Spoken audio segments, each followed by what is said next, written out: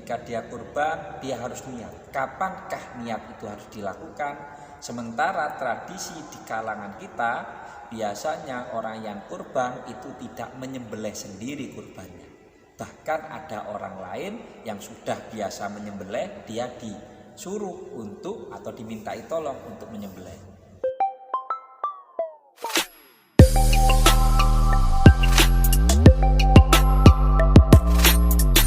Assalamualaikum warahmatullahi wabarakatuh.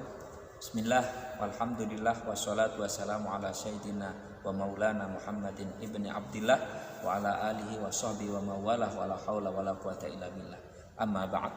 Kaum muslimin rahimakumullah. Selanjutnya di sini kami akan menjelaskan tentang mekanisme pelaksanaan niat kurban. Karena banyak orang yang belum bisa memahami ketika dia kurban, dia harus niat. Kapankah niat itu harus dilakukan?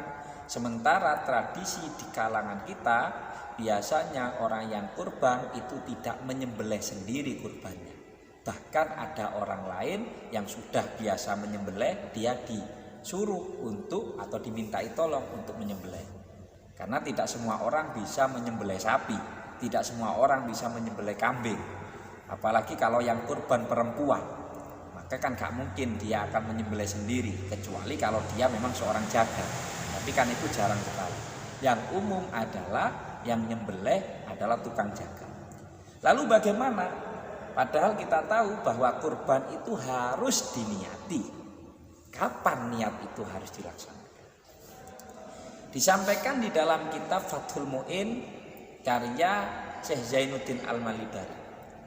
Di sana dikatakan yusannu muta'akkidan li hurrin qadirin tadhiyatun. Disunnahkan muta'akkidan, sunnah muakkad, sangat dianjurkan bagi orang yang merdeka, yang mampu untuk berkorban. Untuk berkorban biniyati udhiyatin, dengan niat kurban. Kapan niat kurban itu?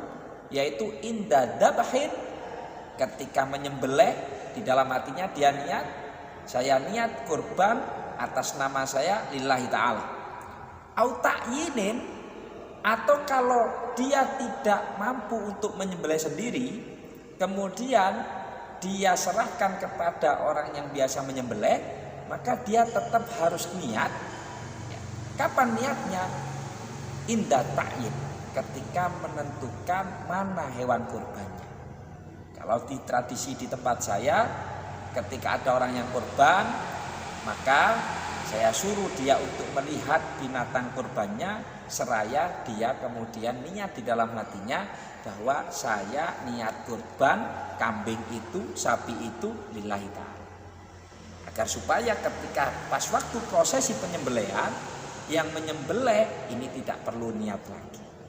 Walaupun ketika dia misalnya menyerahkan kepada orang yang menyembelih, Pak, ini kurban saya atas nama saya, tolong diniati juga, maka itu sebenarnya sah.